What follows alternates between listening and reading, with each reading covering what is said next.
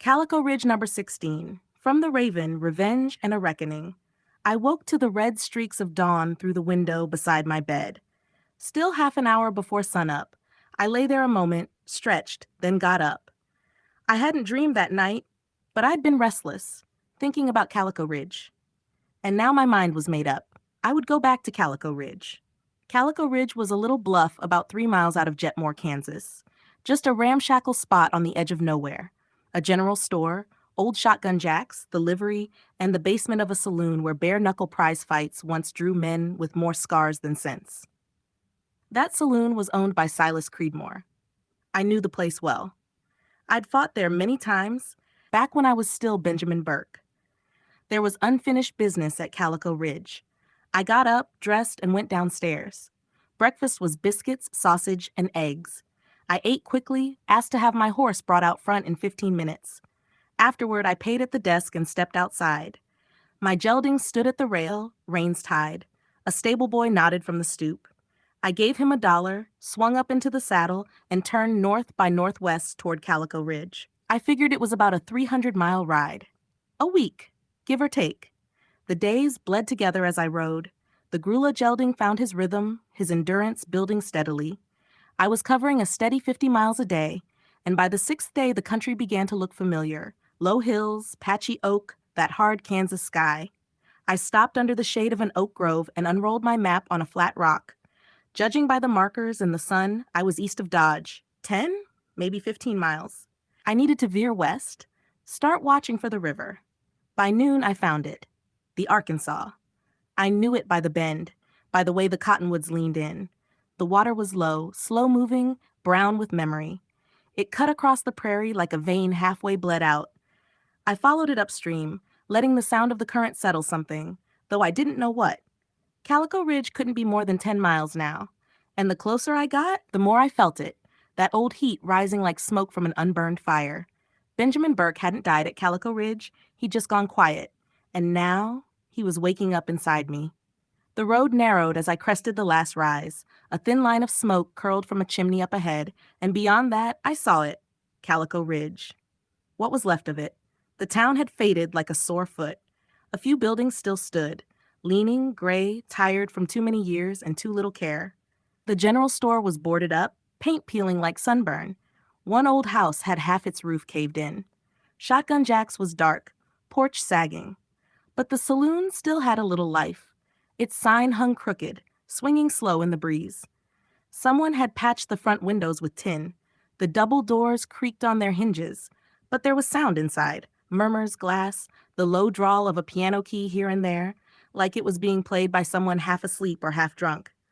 I dismounted, tied the gelding out front, and stepped through the doors. The inside smelled like old sweat and bad whiskey. A few men sat at tables, not talking much. One looked up, then away. The bartender glanced at me but said nothing. I walked to the counter, took off my hat, and sat down. "Rye," I said. He poured it, slid the glass across without asking a name. The place had that feel, like nobody wanted to know who you were unless it was already too late. I took a sip. Let it burn down. Behind me, the door creaked again. Boots on wood, slow, deliberate. Then a voice, dry, amused, like a blade dulled by too many years in the sheath. "Well, I'll be damned, Benjamin Burke." I didn't turn right away, just took another sip, let it sit on my tongue. The silence stretched long and tight. When I finally looked over my shoulder, there he was, Silas Creedmoor. Older now, thinner. His black coat hung loose, but his eyes still had that snake oil gleam. Gray at the temples, a tightness around his mouth that hadn't been there before, like the years hadn't just passed, they'd bitten. He smiled, but it didn't touch his eyes. "Well, it's good to see you," he said, voice a little uncertain. "Wasn't sure you'd ever ride back through this town." I said nothing. He nodded, tried again. "Hey, let me buy you a drink. Hell, make it around on the house."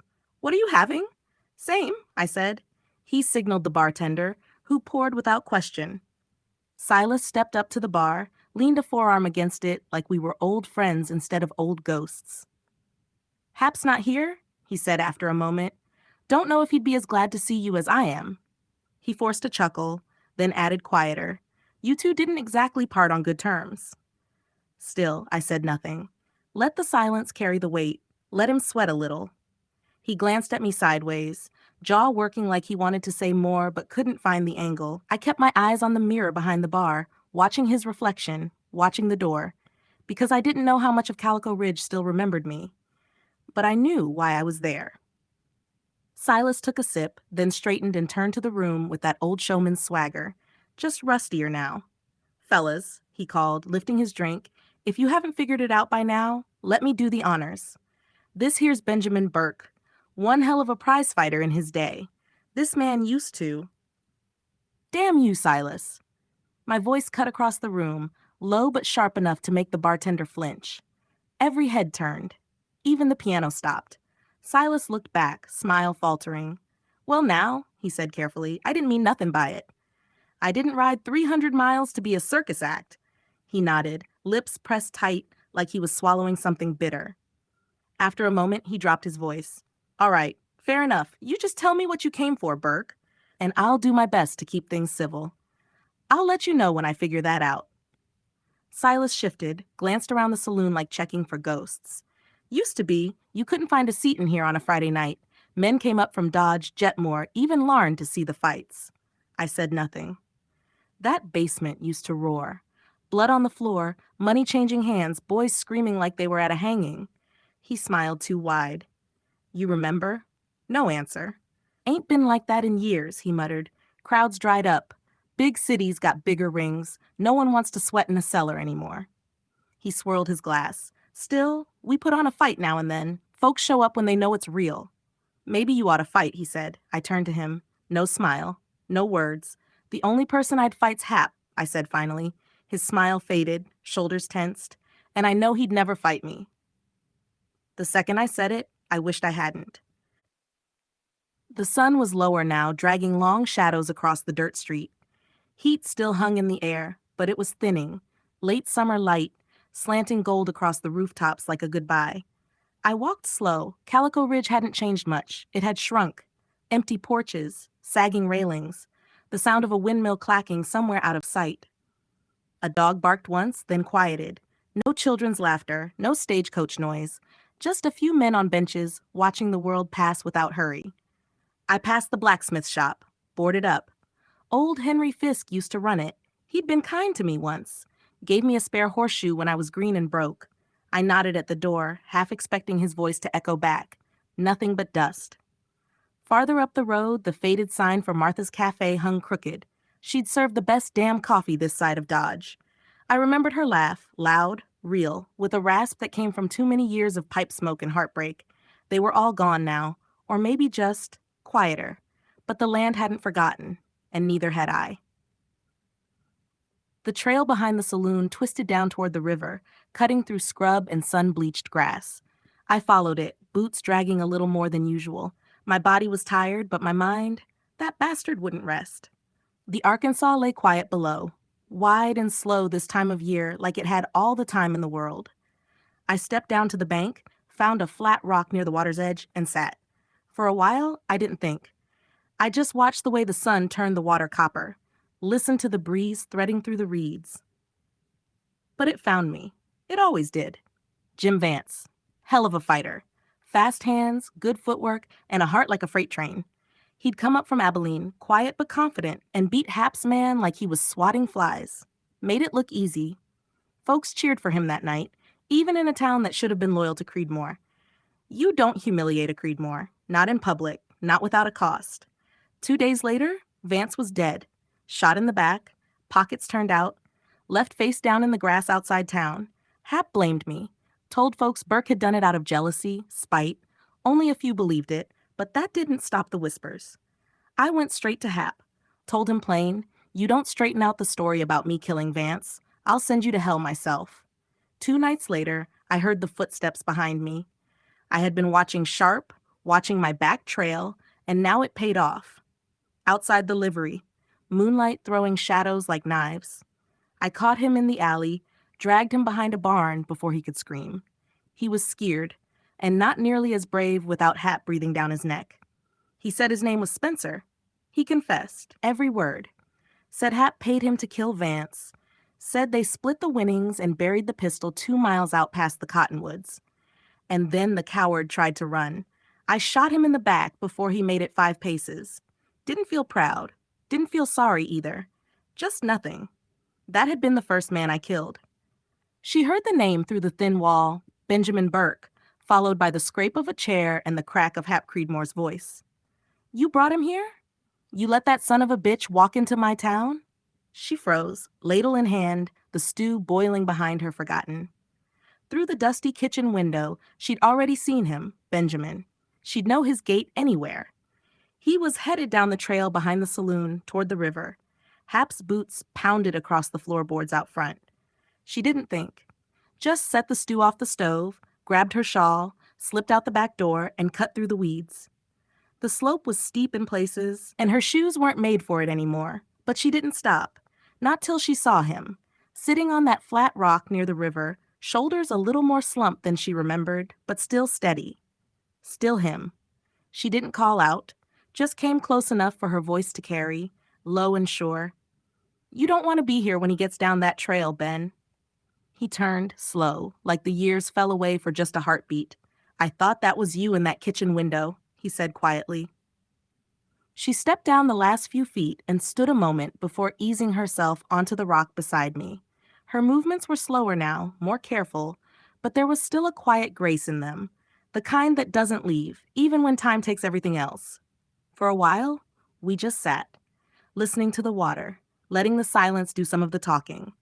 Then she said, softly, I didn't expect to see you again. Didn't expect to come back, I replied. She gave a little smile, tired but warm. You look older, I huffed. You don't. She laughed, just once, raspy but familiar. I smiled. You always were a sweet liar, she said. A silence settled again before she glanced toward town. Hap's not right, she muttered. Ain't been for a while. Drinks too much, talks to himself, breaks things when no one's looking. Folks steer clear. He stays out behind the old freight station. Got a shack back there he keeps locked up tight. Nasty temper. And worse now that he's got no one to fight but shadows. I nodded, slow. My jaw tightened. Figured you ought to know, she added, in case you want to stay clear. I didn't answer right away, because truth was, I didn't know yet whether I was here to stay clear or to light a fire under what was left. She leaned forward, resting her elbows on her knees, eyes on the slow water in front of us. So, what are you going to do? I didn't answer. She glanced at me, waited, then said quieter, If you came for peace, you should go. If you came for blood, well, you won't get it clean. I turned toward her just enough to meet her eyes. I didn't come for anything. She studied me for a moment, then gave a small nod, like she understood, even if she didn't believe it. After a pause, she stood. I should get back. If I'm gone too long, they'll think I ran off with the whiskey. She smiled a little, sad and sweet. Be careful, Ben. Hap's not the kind of crazy that talks first. She started back up the trail, and I sat there a while longer. When the sun dipped lower, I rose, brushed the dust from my coat, and made my way through the backside of town. There were plenty of half-standing barns and lean-tos. Calico Ridge was full of skeletons now. I found one just past the freight station, leaning but dry. The roof still held, and someone had stashed a few bales of brittle hay in the corner. I led the gelding inside, uncinched the saddle, brushed him down slow. Didn't feel right leaving him alone. So I laid out my bedroll in the straw beside him, one hand resting on the rifle by my side, and waited for whatever the night would bring. By nightfall, the air had cooled. Not cold, just enough to remind a man the seasons were shifting. The gelding was calm, standing there with his head drooping. I wasn't. I was hungry. I slipped out of the barn, keeping to the dark edges of town. The saloon lights still burned low. Laughter spilled out once or twice, but it was tired laughter, drunken, hollow. I circled to the back, found the kitchen door, and gave it 2 soft knocks. A moment later, it creaked open. Cora stood there, wiping her hands on a rag. She didn't look surprised. Figured you'd come by, she said. She stepped aside, and I followed her into the warm hush of the kitchen. She ladled stew into a tin bowl without asking, handed it to me with a chunk of bread. I ate standing, leaning against the counter. You gonna tell me what you're really here for? She asked. I wiped my mouth and nodded. Well, I said, it's kind of a strange story. I ran into this guy named Phantom John. He was hunting a man named Henry Herbert Alvarez for the Texas Rangers. We tracked the man down, and Phantom John took him back to Texas. But that night at the jail, he recognized me, called me Benjamin Burke, said I was the man involved in the killings at Calico Ridge. I need to know how he knew, how he's connected. She looked at me a long moment, then nodded. I want to check out Hap's place while it's dark, I said. He's behind the old freight station, little shack, backside. You'll know it when you see the heavy door. I hesitated, then said, I'm staying in a barn about 2 blocks over. Red roof, half fallen, if you need me or if he comes looking. She didn't respond, just gave a little nod. I slipped back out and made my way through town, quiet as the wind. The shack was just where she said, back behind the freight station, tucked up against a fence line. Boarded windows. Door chained from the inside. No lights. But the kind of place that watched even when no one was home. I didn't linger. When I came back through the alley, I moved quiet, easing toward the barn. I slipped up to the rear window, just to be sure. I could see the gelding, still standing calm in the stall. But something moved near the front door. I stepped around the side, slow, hand near the rifle. Who's there? A pause. It's just me, came the answer. Cora. I let out a breath and stepped into the open. Damn it, Cora. You scared the hell out of me. Thought somebody was trying to poison my horse. She winced, half apologetic. I'm sorry. I grinned, shaking my head. No harm done. She held up a bundle. I brought blankets. I just wanted to talk. It's been a long time since I've had anybody to talk to. She stepped inside, eyes scanning the space. I'm sick of working for Silas. I've been there since I was 18. I'm 35 now. That's a long time. She pointed toward the hay trough along the wall. I put my blankets over there, if that's all right. You sure you want to sleep here? I do, she said simply and started to settle in. I just didn't want to be alone tonight. We sat in the straw, her on her roll, me on mine, maybe 10 feet between us, but somehow still close enough. The barn was dark, quiet, except for the slow sound of the horse breathing. After a while, I said, Truth is, I didn't know you that well back when I used to come through here. We talked a few times. I remember your laugh. She smiled faintly. I remember yours too, but I'm the only one left. All the other girls that work for Silas, they're gone. Some married off, some dead, some just disappeared. She was quiet a moment, then looked over at me. If there's any way I can leave, I'm going to. Is there any chance I could ride out with you? I looked at her across the dark, the soft bend of her shoulders against the light from the cracks in the wood. Let me think about it, I said. Well, Benjamin, if there's any way I need to get out of here, don't worry, I said. I'm not going to leave you stuck here on your own. I rolled over in my blankets and fell asleep.